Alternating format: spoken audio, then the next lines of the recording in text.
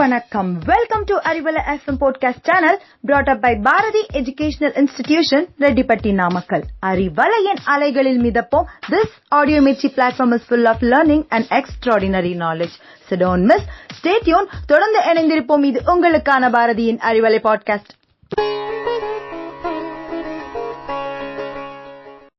நிலாவோட அழக எத்தனை பேர் பார்த்து ரசிச்சிருப்பீங்க? கண்டிப்பா நிலாவை பாக்குறப்போ மனசுல சொல்ல முடியாத ஒரு மன அமைதி கிடைக்கும். சின்ன வயசுல அம்மா பாட்டி வடை சுடுறாங்கன்ற கதை தான் எல்லாத்துக்கும் ஞாபகத்துக்கு வரும். சோ இந்த மாதிரி சின்ன வயசுல இருந்தே நம்ம கூட டிராவல் ஆகிட்டு இருக்கிற நிலா பத்தின விஷயங்களை நம்ம அறிவியல தெரிஞ்சுக்கலாம். வாங்க, வித் மீ ஷமிமானு. நிலா எப்படி உருவாச்சு, அதுக்கு என்ன வயசாச்சுன்னு இதுவரைக்கும் யாராலையும் சொல்ல முடியல. தோராயமா பழங்காலத்துல உலகம் உருவாக்கிட்டு இருக்கின்ற சமயத்துல தெயா அப்படின்ற ஒரு பிளானட் நம்ம எர்த் கூட வந்து மோதினது மட்டும் இல்லாம எர்த் கூடவே மெர்ஜ் ஆயிருச்சு. அது மோதுறப்ப கிரியேட் ஆன எல்லா டஸ்ட் பார்ட்டிகல்ஸும் ஒன்னா சேர்ந்து நிலவா மாறுச்சுன்னு சொல்லப்படுது. நிலாவுல எந்த ஒரு அட்மாஸ்பியரும் இல்ல. அதாவது பூமியில இருந்து பாக்குறப்போ ப்ளூ கலர்ஸ்ல வானம் தெரியும். பட் நிலால ஸ்பேஸ், அதாவது அண்டவெளி மட்டும்தான் தெரியும். சோ என்னதான் ஹாபிட்டபிள் ஜோன்ல நிலா இருந்தாலும் அதால உயிரை வாழ வைக்க முடியாது. சோ இதுதான் நிலால நம்ம உயிர் இல்லாம போனதுக்கு ஒரு ரீசன். பட் இருந்தாலும் உலகத்துக்கு நிலா ஒரு முக்கியமான விஷயம். நிலா இல்லனா நம்ம உலகமே இல்ல அப்படின்னு தான் சொல்லணும். நிலாவை நேச்சுரல் சேட்டலைட்னு சொல்லுவாங்க. எர்த்தை விட நிலா 4 மடங்கு சின்னதா இருந்தாலும் உலகத்துல 30,000 கிலோமீட்டர் தள்ளி அமைஞ்சிருக்கு. நிலா தன்னைத்தானையே சுற்றி வர்றதுக்கு 27 நாட்களும் எடுத்துக்கொள்ளும். இதே மாதிரி எர்த்தை சுற்றி வர்றதுக்கும் 27 நாட்கள் எடுத்துக்கும். அதனாலதான் நிலாவோட ஒரு ஃபேஸ மட்டும் நம்மளால பார்க்க முடியுது. மறுபக்கத்தை எர்த்துல இருந்து யாரும் பார்த்ததில்ல. கிட்டத்தட்ட 60% ஆஃப் த மூன் எர்த்ல வாழ்ற நாம பார்த்துட்டு இருக்கோம். மறுபக்கத்தை dark side of the moon அப்படின்னு சொல்றோம். நம்ம சந்திராயன் 2 கூட அங்கதான் லேண்ட் ஆகும் அப்படின்னு சொல்லப்பட்டிருந்துச்சு. பட் உண்மையாலேயே நிலாவோட எல்லா பக்கத்திலையும் சூரிய வெளிச்சம் படும். சரி, நம்ம எர்த்துக்கு ஏன் ஒரே ஒரு நிலா? ஜூபிட்டர்ல 63 நிலா இருக்கு. பட் நமக்கு மட்டும் ஒன்னே ஒண்ணு அப்படின்னு தானே யோசிக்கிறீங்க?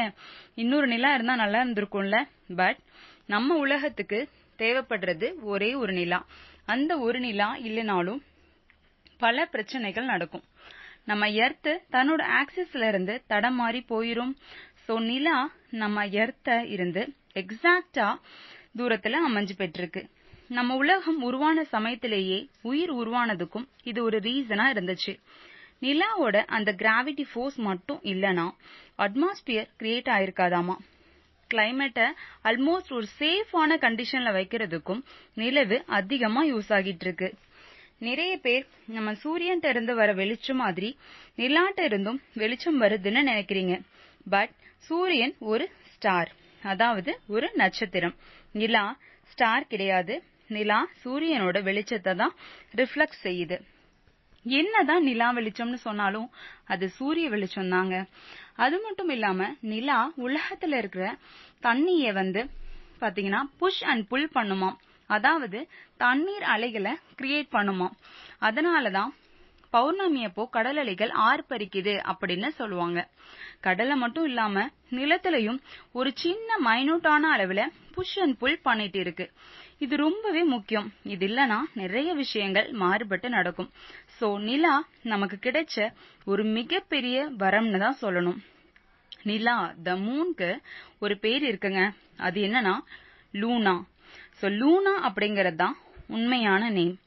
மூன் அப்படிங்கறது காமனான நேம். கன்னியாகுமரியில சூரியன் உதிக்கிறதும் நிலவு மறையிறதும் ஒரே நேரத்துல நடக்குமாம். சூரியனும் நிலாவும் ஒரே அளவுல இருக்கிறத பார்த்திருப்பீங்க. சோ பட் நிலா சூரியனோட 400 மடங்கு சின்னது. அதுவும் நிலா முழுமையா சூரியனை மறைக்கிறது. அதனாலதான் முழு சூரிய கிரகணத்தை பார்க்க முடியுது. லூனார் எக்லிப்ஸ் இந்த முறை எத்தனை பேர் பார்த்திருப்பீங்கன்னு தெரியல. நிலா சிவப்பு கலந்த ஆரஞ்சு கலர்ல தெரிஞ்சிருக்கும். எதுக்குன்னு தெரியுமா? நம்ம சூரியன் எதுக்கு மஞ்சளா தெரியுது அதே கான்செப்ட் தான் எர்த்தோட அட்மாஸ்பியர்.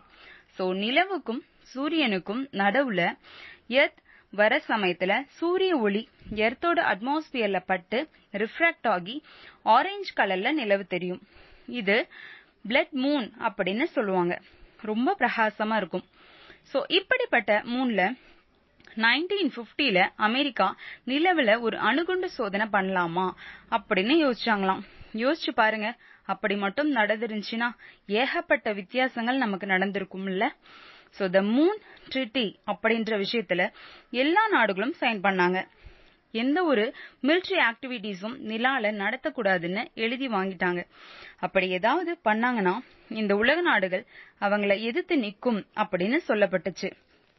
சோ மூன் பத்தின இன்ட்ரெஸ்டிங்கான இன்ஃபர்மேஷன்ஸ் உங்களுக்கு யூஸ்ஃபுல்லா இருக்கும்னு நம்புறேன். சோ நெக்ஸ்ட் இன்னும் இன்ட்ரெஸ்டிங்கான தகவலோட உங்களை மீட் பண்றேன். நன்றி, வணக்கம்.